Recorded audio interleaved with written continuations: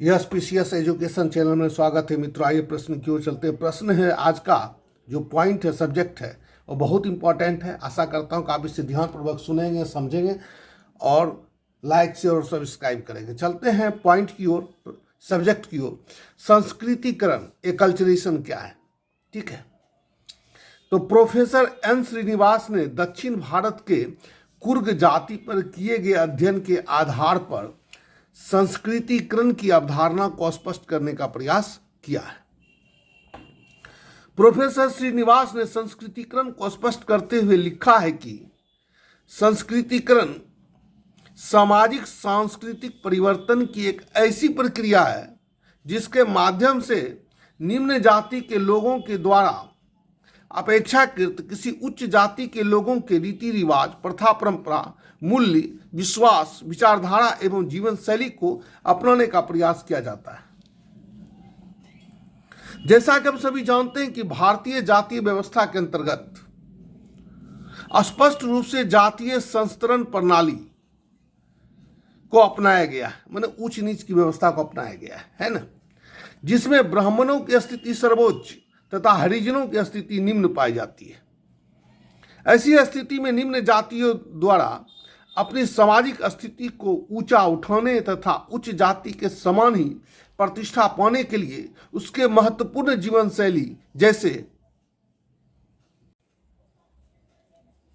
रीति रिवाज, प्रथा, परंपरा, मूल्य, विश्वास तथा रहन सहन के तरीकों को अनुकरण करने का प्रयास किया जाता है ताकि सामाजिक स्थिति को ऊंचा उठाया जा सके। प्रारंभ में प्रोफेसर श्रीनिवास ने सामाजिक गतिशीलता की इस प्रक्रिया को ब्राह्मणीकरण का नाम दिया था, परंतु बाद में उसके स्थान पर संस्कृतिकरण शब्द का प्रयोग किया जाने लगा। इस प्रक्रिया को एक चार्ट की मदद से समझा जा सकता है। देखिए यहां पर क्या है, निम्न जाति, और यहां पर क्या है, उच्च जाति है। देखिए तीर का निशान है, बीच में लिखा हुआ है संस्कृतिकरण यानी एकल्चरेशन, और यहां पर लिख दिए सामाजिक सांस्कृतिक परिवर्तन की प्रक्रिया, यानी निम्न जाति द्वारा सामाजिक सांस्कृतिक परिवर्तन की प्रक्रिया अपनाने के बाद वह उच्च जाति को परिस्थिति को प्राप्त करने का प्रयास करता है। और इसको क्या बोलते हैं, उदग्र सामाजिक गतिशीलता या लंबवत सामाजिक गतिशीलता। चलते आगे की ओर चलते हैं। इस प्रकार कहा जा सकता है कि संस्कृतिकरण सामाजिक सांस्कृतिक परिवर्तन की एक ऐसी प्रक्रिया है जिसके माध्यम से निम्न जाति या जनजाति के लोग अपेक्षाकृत किसी उच्च जाति के रीति रिवाज, प्रथा, परंपरा, मूल्य, विश्वास एवं जीवन शैली को अपनाने का प्रयास किया जाता है। सामान्यतः ऐसे परिवर्तन के पश्चात संबंधित जाति भी भारतीय जातीय संस्करण में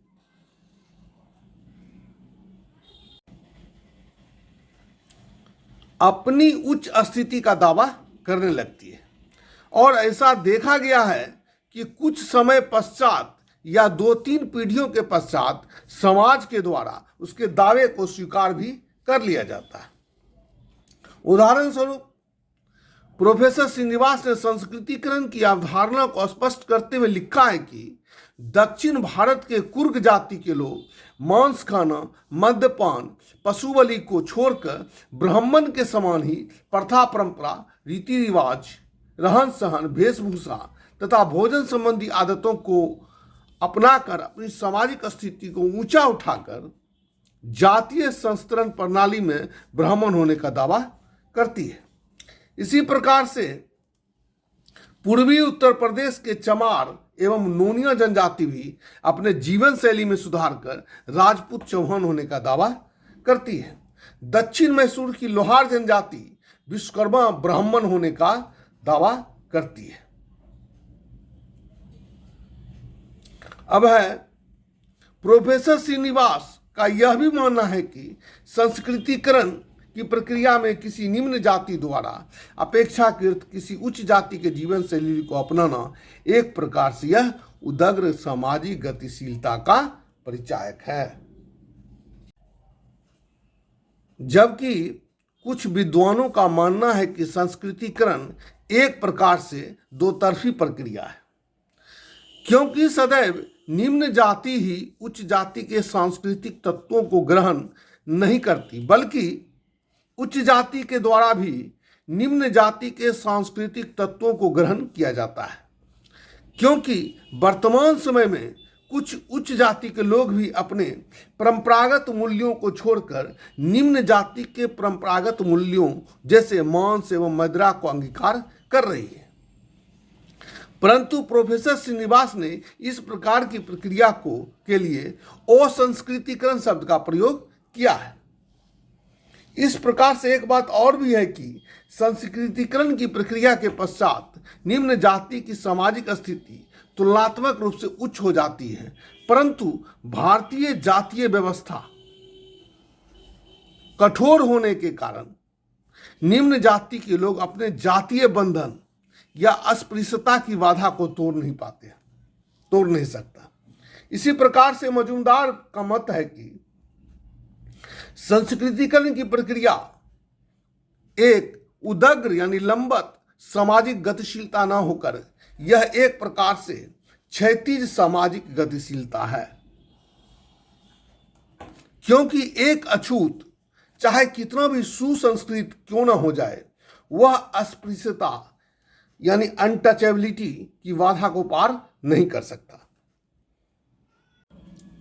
अब है संस्कृतिकरण की प्रक्रिया को प्रभावित या प्रोत्साहित करने वाले कारक कौन कौन सा बिंदु है।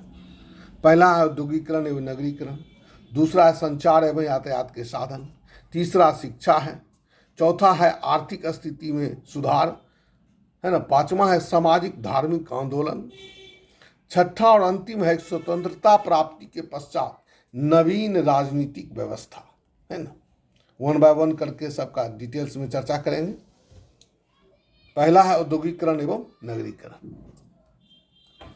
भारत में औद्योगिकरण की परिणाम स्वरूप बड़े बड़े नगरों का विकास होने लगा तथा इन नगरों में निम्न जातियों के द्वारा अपनी मूल जाति को छिपाकर उच्च जातियों में शामिल होकर उसके खान पान, रहन सहन, विश्वास, कर्मकांड एवं जीवन शैली को अपनाया जाने लगा, जिससे संस्कृतिकरण की प्रक्रिया को प्रोत्साहन मिला। क्योंकि नगरीय परिवेश में तुलनात्मक रूप से कम रूढ़िवादिता तथा पर्याप्त खुलापन होता है।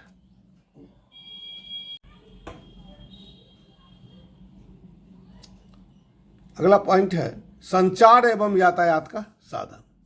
वर्तमान समय में संचार एवं यातायात के साधन के विकास के कारण दूर दराज में रहने वाले जाति एवं जनजाति समूह भी उच्च जाति के संपर्क में आ गए और वे उच्च जाति के सांस्कृतिक तत्व एवं जीवन शैली को अपनाने लगे।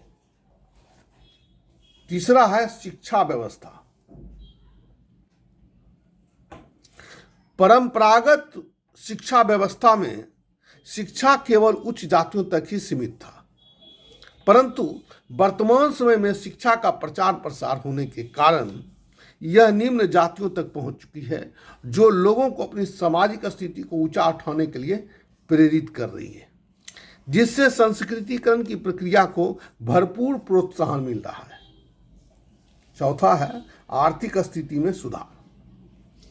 स्वतंत्रता प्राप्ति के पश्चात आधुनिक अर्थव्यवस्था में सभी को समान रूप से धन को अर्जित करने का अधिकार प्राप्त है, जो उसके शिक्षा, योग्यता एवं कुशलता पर आधारित होता है। इसलिए निम्न जातियों को भी आर्थिक सुविधा उपलब्ध होने के कारण वे आसानी से उच्च जाति के सांस्कृतिक तत्व एवं जीवन शैली को अपनाकर अपनी सामाजिक स्थिति को ऊंचा उठा रहे हैं।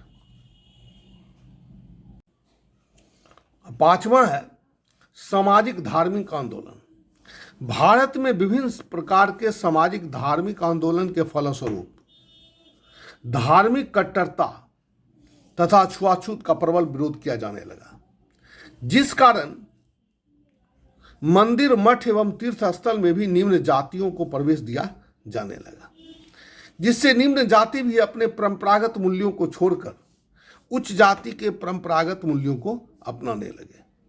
खासकर स्वतंत्रता प्राप्ति के पश्चात भारतीय संविधान में सभी जातियों को समान अधिकार दिए जाने के कारण निम्न जाति के लोग भी मंदिर, मठ एवं तीर्थ स्थल पर सामूहिक रूप से एकत्रित होकर उच्च जाति के मूल्यों एवं व्यवहारों को अपनाने लगे। अब छठा और अंतिम है कि स्वतंत्रता प्राप्ति के पश्चात नवीन राजनीतिक व्यवस्था। स्वतंत्रता प्राप्ति के पश्चात नवीन भारतीय राजनीतिक व्यवस्था के अंतर्गत प्रजातांत्रिक मूल्यों को अपनाया गया है, जो सभी वर्ण एवं जाति को समान रूप से अवसर प्रदान करती है, जिससे निम्न जातियों की स्थिति उच्च जाति के समान हो गई है।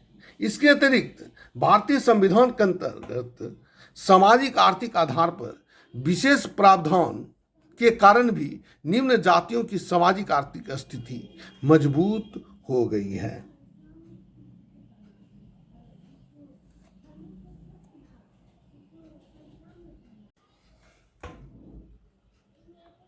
अगला पॉइंट है, आगे है कि संस्कृतिकरण की प्रक्रिया की आलोचना, यानी इस प्रक्रिया में क्या कमी है, क्या दोष है, इस आधार पर इसकी आलोचना की। कुछ विद्वानों का मानना है कि संस्कृतिकरण की प्रक्रिया भारतीय समाज के सिर्फ सांस्कृतिक पक्ष का ही अध्ययन करता है, यह सामाजिक संरचना में होने वाले परिवर्तन की व्याख्या नहीं करता है। प्रोफेसर श्रीनिवास का मानना है कि संस्कृतिकरण की प्रक्रिया एक उदग्र अथवा लंबत सामाजिक गतिशीलता है, जबकि मजुमदार का मानना है कि यह एक प्रकार से क्षैतिज सामाजिक गतिशीलता है, क्योंकि भारतीय जातीय संस्तरण प्रणाली के अंतर्गत एक अछूत चाहे कितना भी सुसंस्कृत क्यों न हो जाए, वह अनटचेबिलिटी यानी अस्पृश्यता की बाधा को पार नहीं कर सकता। तीसरा है, डॉक्टर वेगेंद्र सिंह संस्कृतिकरण को अग्रिम सामाजिकरण की प्रक्रिया मानते हैं, क्योंकि उनका मानना है कि हिंदू सामाजिक व्यवस्था में संरचनात्मक परिवर्तन शायद संभव नहीं। चौथा और अंतिम है कि कुछ विद्वानों का मानना है कि संस्कृतिकरण एक प्रकार से दो तरफी प्रक्रिया है, क्योंकि संस्कृतिकरण के साथ साथ असंस्कृतिकरण की प्रक्रिया भी चलती रहती है। इसके साथ ही मित्रों ये क्लास समाप्त होता है। आशा करता हूँ कि आपको भरपूर मटेरियल इसमें मिला है, आप परीक्षा में इसको अच्छे से करके आ सकते हैं। अगले क्लास में अगले पॉइंट के साथ फिर उपस्थित होंगे। तब तक के लिए धन्यवाद। वीडियो अच्छा लगे तो लाइक शेयर और सब्सक्राइब करना नहीं भूलें। धन्यवाद।